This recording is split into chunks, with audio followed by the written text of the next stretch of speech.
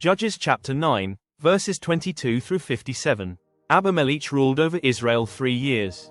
And God sent an evil spirit between Abimelech and the leaders of Shechem, and the leaders of Shechem dealt treacherously with Abimelech, that the violence done to the 70 sons of Jerubbaal might come, and their blood be laid on Abimelech their brother, who killed them, and on the men of Shechem, who strengthened his hands to kill his brothers.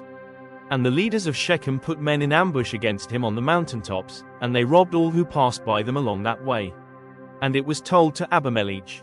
And Gaal the son of Ebed moved into Shechem with his relatives, and the leaders of Shechem put confidence in him.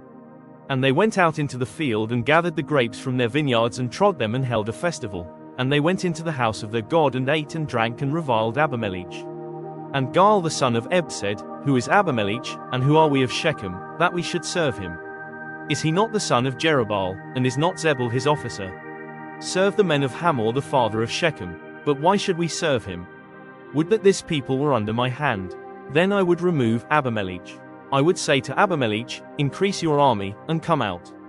When Zebul the ruler of the city heard the words of Gaal the son of Ebed, his anger was kindled. And he sent messengers to Abimelech secretly, saying, Behold, Gaal the son of Ebed and his relatives have come to Shechem, and they are stirring up the city against you. Now therefore, go by night, you and the people who are with you, and set an ambush in the field. Then in the morning, as soon as the sun is up, rise early and rush upon the city. And when he and the people who are with him come out against you, you may do to them as your hand finds to do. So Abimelech and all the men who were with him rose up by night and set an ambush against Shechem in 4 companies. And Gaal the son of Ebed went out and stood in the entrance of the gate of the city, and Abimelech and the people who were with him rose from the ambush. And when Gaal saw the people, he said to Zebul, Look, people are coming down from the mountaintops. And Zebul said to him, You mistake the shadow of the mountains for men. Gaal spoke again and said, Look, people are coming down from the center of the land, and 1 company is coming from the direction of the diviner's oak. Then Zebul said to him, Where is your mouth now, you who said, Who is Abimelech, that we should serve him? Are not these the people whom you despised? Go out now and fight with them. And Gaal went out at the head of the leaders of Shechem and fought with Abimelech. And Abimelech chased him, and he fled before him. And many fell wounded, up to the entrance of the gate. And Abimelech lived at Arumah, and Zebul drove out Gaal and his relatives, so that they could not dwell at Shechem. On the following day, the people went out into the field, and Abimelech was told. He took his people and divided them into 3 companies and set an ambush in the fields. And he looked and saw the people coming out of the city. So he rose against them and killed them. Abimelech and the company that was with him rushed forward and stood at the entrance of the gate of the city, while the 2 companies rushed upon all who were in the field and killed them. And Abimelech fought against the city all that day. He captured the city and killed the people who were in it, and he razed the city and sowed it with salt. When all the leaders of the tower of Shechem heard of it, they entered the stronghold of the house of El-Berith. Abimelech was told that all the leaders of the tower of Shechem were gathered together. And Abimelech went up to Mount Zalmon, he and all the people who were with him. And Abimelech took an axe in his hand and cut down a bundle of brushwood and took it up and laid it on his shoulder. And he said to the men who were with him, What you have seen me do, hurry and do as I have done.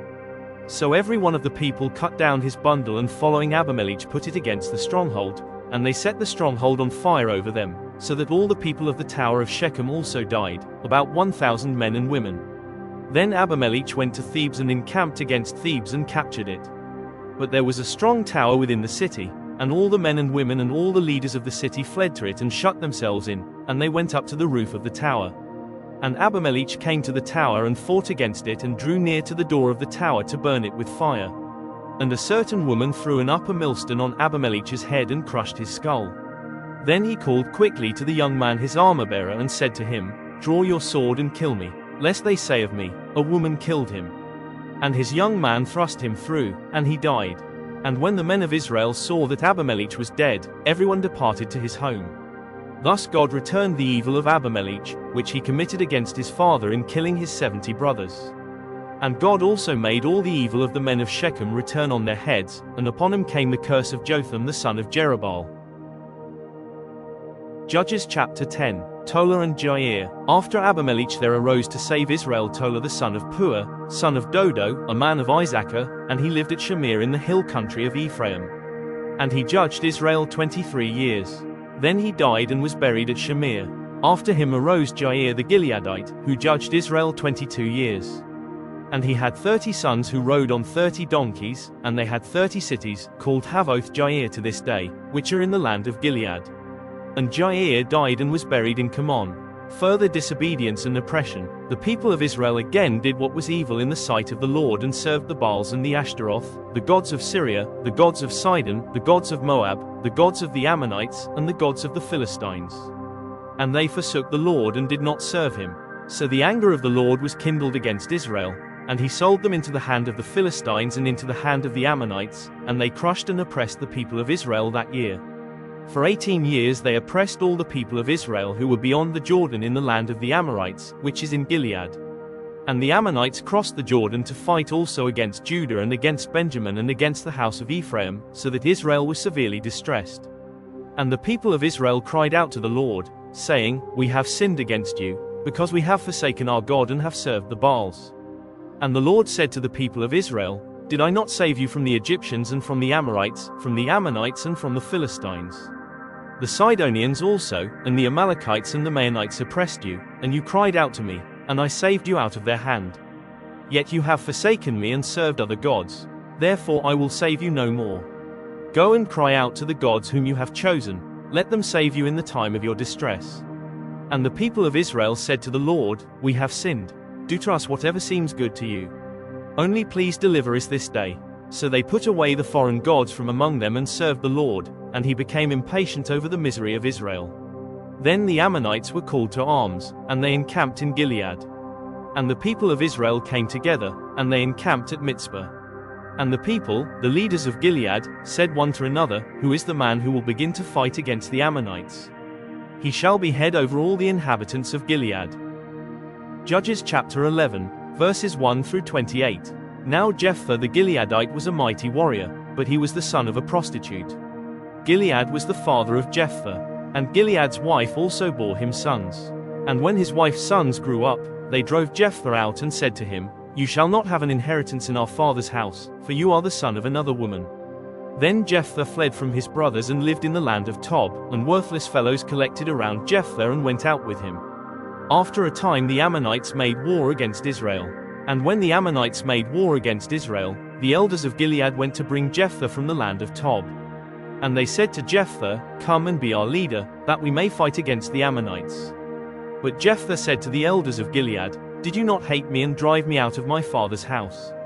Why have you come to me now when you are in distress? And the elders of Gilead said to Jephthah, That is why we have turned to you now, that you may go with us and fight against the Ammonites and be our head over all the inhabitants of Gilead.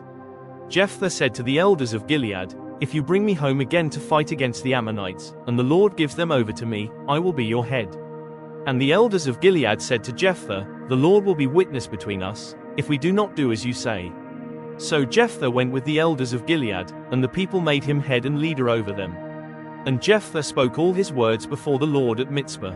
Then Jephthah sent messengers to the king of the Ammonites and said, What do you have against me, that you have come to me to fight against my land? And the king of the Ammonites answered the messengers of Jephthah, Because Israel on coming up from Egypt took away my land, from the Arnon to the Jabbok and to the Jordan, now therefore restore it peaceably. Jephthah again sent messengers to the king of the Ammonites and said to him, Thus says Jephthah, Israel did not take away the land of Moab or the land of the Ammonites, but when they came up from Egypt, Israel went through the wilderness to the Red Sea and came to Kadesh.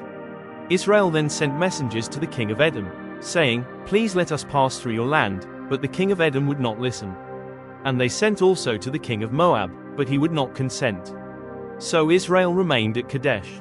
Then they journeyed through the wilderness and went around the land of Edom and the land of Moab and arrived on the east side of the land of Moab and camped on the other side of the Arnon. But they did not enter the territory of Moab, for the Arnon was the boundary of Moab. Israel then sent messengers to Sihon king of the Amorites, king of Heshbon, and Israel said to him, Please let us pass through your land to our country, but Sihon did not trust Israel to pass through his territory, so Sihon gathered all his people together and encamped at Jahaz and fought with Israel. And the Lord, the God of Israel, gave Sihon and all his people into the hand of Israel, and they defeated them. So Israel took possession of all the land of the Amorites, who inhabited that country. And they took possession of all the territory of the Amorites from the Arnon to the Jabbok and from the wilderness to the Jordan. So then the Lord, the God of Israel, dispossessed the Amorites from before his people Israel, and are you to take possession of them? Will you not possess what Chemosh your God gives you to possess? And all that the Lord our God has dispossessed before us, we will possess. Now are you any better than Balak the son of Zippor, king of Moab? Did he ever contend against Israel, or did he ever go to war with them?